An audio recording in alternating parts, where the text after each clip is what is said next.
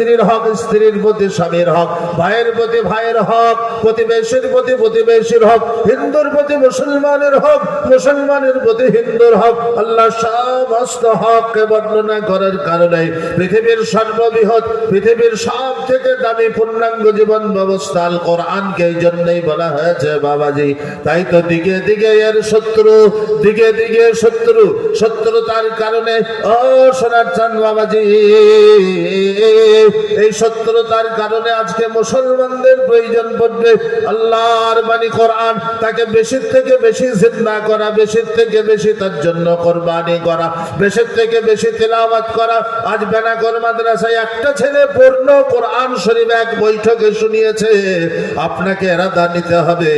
আজ বেনাকর মাদ্রাসার যেই ছেলেটা শুনিয়েছে, আমি আমার ছেলেকে এমন বানাবো, নাতিকে বানাবো, পোতাকে বানাবো। তোরাই কোরআনের বিরুদ্ধে যতই বলবি বল, এক যুবক আছে তারা কিছুই করতে পারেনি। ব্রিটিশ শাসিত ভারতবর্ষে আল কোরআনকে বিনষ্ট করতে চলেছিল, কিচ্ছু করতে পারেনি। এর পূর্বে অনেক কিছু বলে গেছে, কেউ কিছু করতে পারেনি। তোরা যতই বলবি বল, আমরা কোরআনের সামান্য কিছু ইজ্জতের বেহুরমতি হতে দেব না।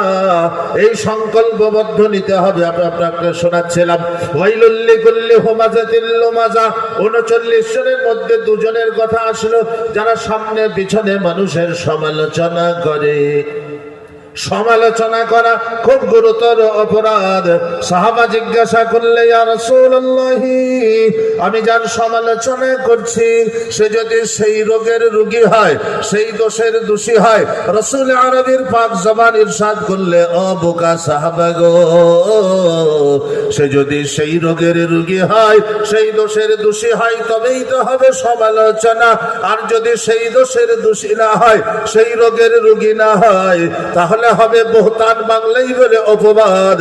আল কোরআনে আল্লাহ ইরশাদ করেছেন, ফাকাদ ইহতামালা বুহতানা ওয়া ইসমান মুবিনা। পৃথিবীর মানুষ কেউ যদি কারো উপরে অপবাদ দেয়, বহতান দেয়, বলে এর চেয়ে বড় গুনাহ আমি আল্লাহ আর রাখি নাই। সমালোচনা অত্যন্ত খারাপ, অত্যন্ত নিম্নমানের জিনিস। তাহলে দুটো হলো। 3 নম্বর, ধ্বংসপ্রাপ্ত কারা? আল্লাযী জামাআ মালান ওয়া আদ্দাদা।